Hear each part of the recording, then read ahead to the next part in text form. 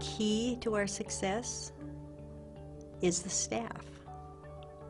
It's the lived example every single day that teaches their commitment to this vision of wholeness and fullness of life, and every child really reaching their full potential is real. They do not give up on students. They are constantly looking for a better way. There were several times where I felt like I just want to give up and I'm just tired of this. And the teachers are by your side and they're just saying, I know you're better than this. I know you can do this. There's hope. It's not only you. Other people believe in you and believe in what you can do. We're going to be something someday. We're going to be great someday. And then he gets kicked out, can't even eat. How do you think he feels? What is he thinking? I've worked with a lot of visitors who come to Community of Peace Academy, and they sometimes tell me that it's just such a magical place. It's not magic. It's very deliberate, very intentional work on the part of an entire community of people believing in the mission and vision of the school. That passion that you see trickle down is actually inspiring as a staff member. To know that your staff members and your leadership is really into it and really passionate about student development as a whole, it just kind of draws you in, and that's what's drawn me into the school.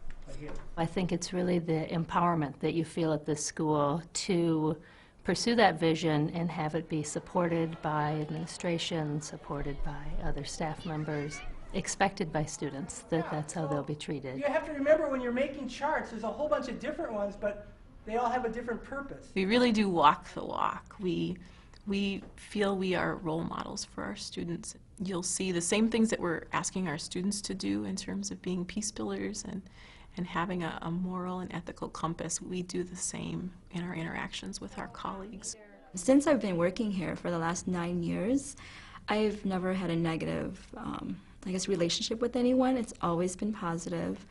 And when there are issues, we do what we teach our kids, which is conflict resolution, and we talk about things and then we resolve them. But I always feel like I can talk to anyone at this school and that things can be resolved peacefully. We respect our students and we respect our parents. They bring rich knowledge and rich background, and they have many resources, many skills and talents, but we also need to make sure that the larger society is going to see that. I'm here for you guys, and that's working with you guys. So I think it's important for us to all think about that. As staff members, we try to start out with relationship building opportunities, like through ethics class when they do the peace circle. Whatever the discussion is, they come in and they have the opportunity to discuss it. Expectations were clear about the academics, but there was another angle to it that was just especially appealing to us.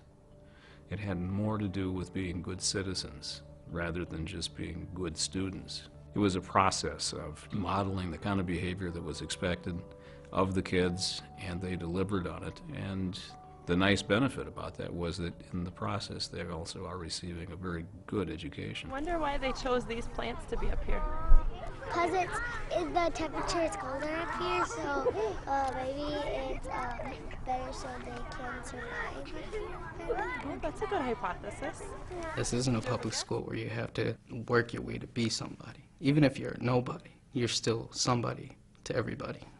And that's something that's unavoidable here, and that is what's going to contribute to your success, not only for yourself, but you're working together in an environment where you want to achieve this success, not just for yourself, but for everybody else. You become a part of something more.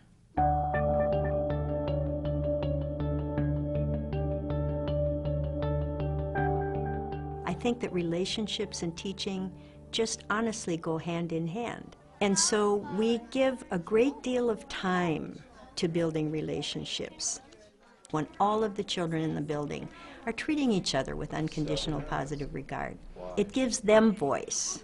It really does. It gives them self-confidence and a feeling that they can succeed. They begin to believe more profoundly in their own potential and their own ability to succeed because of that principle of unconditional positive regard for all. They know that when they walk into that room that they're unconditionally accepted by every individual, both teacher and peer alike. And coming into an environment where you know that is pretty enlightening, and it makes it much easier to focus on the tasks at hand.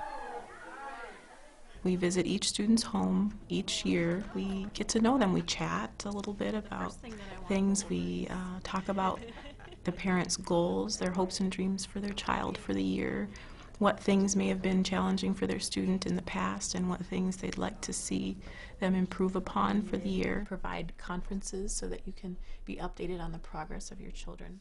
It is very important that we have someone who can speak the Hmong language, because a lot of parents, they are new immigrant to this country, they are new refugee here, that English is their second language. Oh, oh. So some grandmas have lots of purses.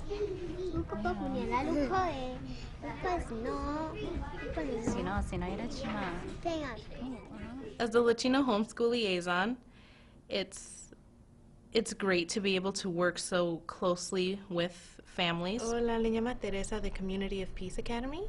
There have been times where parents, ask me questions about immigration or welfare or homeless shelters because they don't know where else to turn, and they know that the school is there to help.